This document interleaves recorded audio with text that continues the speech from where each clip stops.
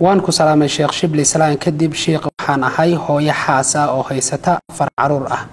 laakiin kuma faraxsan imana farxad geliyo xaajiga aan wada joogno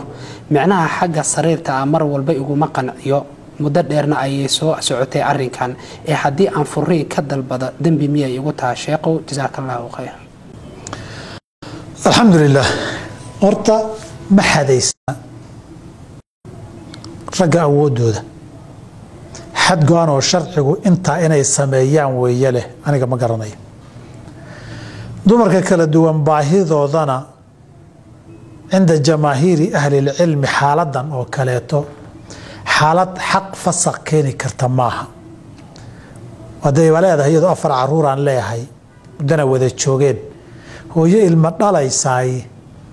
odaygeedu wali awood leeyahay bay tilmaamaysaa laakiin waxa rabaa 3 arrimood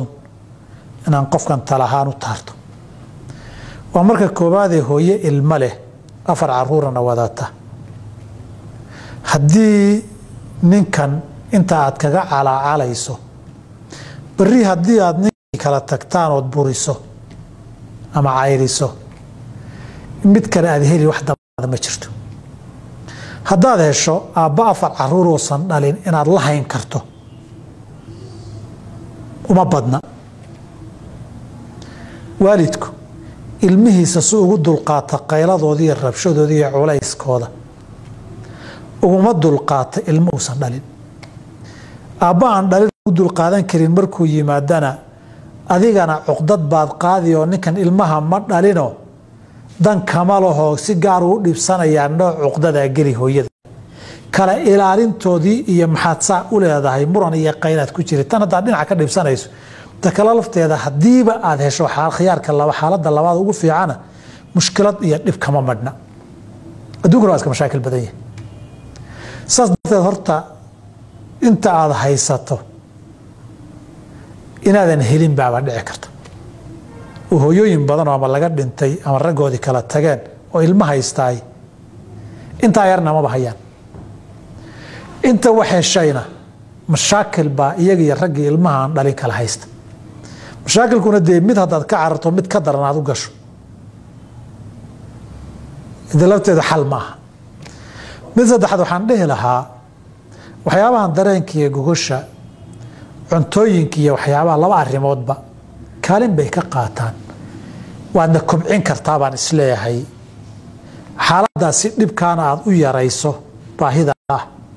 ilmihii aabalaan inay noqdaan iyo reer burbura iyo hadhow waa la isku xumaada iyo nin kala yimid oo ilmihii rabin iyo wax kalaba lama hayo mushkilad saad uga badbaado waxaan dhihi lahaa bal isku day odagaaga awoodiisa inaad kobcin karto kobcinta labadaba aan tala ku bixiya marka walow su-aasha li weydiiyey aynan ahayn laakiin ilaalinta qoyska jiritaankiisa gaar ahaan markay caruuri joogto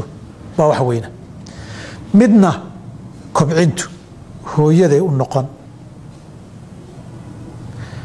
oo guriga qaabayntiisa iyada qaabis diyaarinteeda soo dhaweyntiiyo ereyga wanaagsan qayb bay ka qaadataa kicinta dareenka odan haddaadan isu aabayeelin odan adigu ka shaqaynin oo baabtii asixrulxalaal la dhihi jiray iyo jiidashadii aadan samaynin halkaa adaa lagaa rabaa inaad wax ka bedasho mid labaadna cuntooyinka la cuno ama khudaar ha noqoto waxyaabo kale ha noqotee maadooyin badanoo jirka caafimaadkiisana dhib u lahayn tayayntana wax badan ka qaataa jira kuwaa laftooda inta aad raadiso iyaga laftooda inaad ku kabto tayadii soo celiso